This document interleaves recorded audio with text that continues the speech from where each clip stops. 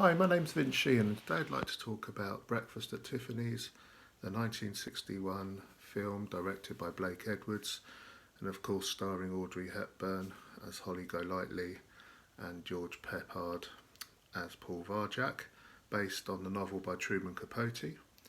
And the film of course has a very famous song in it, Moon River, which has become very much a standard. And I'd just like to talk about this film really. I just watched it. I think I'd seen it before, but I didn't really remember much about it, and I thoroughly enjoyed it. I suppose if you could sum the film up in a sentence, it would be about a kind of very attractive but eccentric young woman who is very reluctant to accept love from someone who truly wants to be with her. That's the kind of gist of it. And the person who wants to be with her, this Holly Golightly, he's called Paul. He's a writer, and he's just moved in to the apartment just next to Holly Golightly, and they get to know each other. And there's a rather outrageous turn by Mickey Rooney as this angry and frustrated Japanese guy.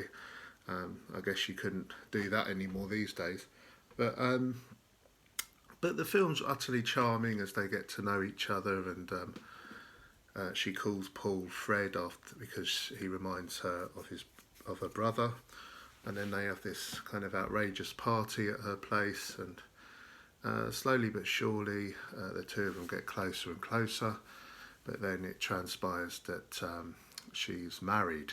She got married at 14 to this much older guy, and he still really loves her, and she'd kind of run off to New York, and she let this guy down and he went off again, and then she visits this guy in prison as well, who seems to be this kind of drug baron, maybe member of the mafia, and she kind of sends these messages like weather reports. It's really charming, quite amusing film, and of course Audrey Hepburn's wonderful in it. She's so magnetic on, the screen presence is so marvellous.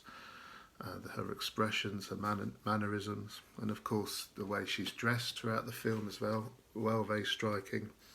And George Peppard plays a very likeable, believable writer.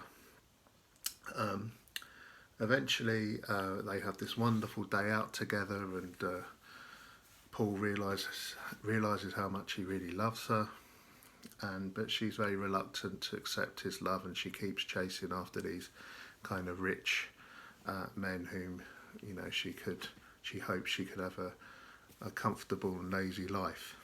But it turns out that really she's running from herself. She's a rather lonely, frightened character, and like her cat, she doesn't really want to be stuck inside all the time. She's always on the move, looking for the next romantic opportunity.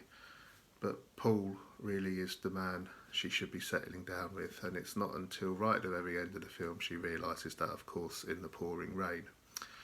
It's a very beautiful, charming, witty, funny film. A true great amongst rom-coms, and if you haven't seen it, I recommend you do, or if you haven't seen it for a long time like me, rewatch it. I've just added a very simple slideshow about some of the themes and the structure of the film as I see it. Thanks for watching. Bye.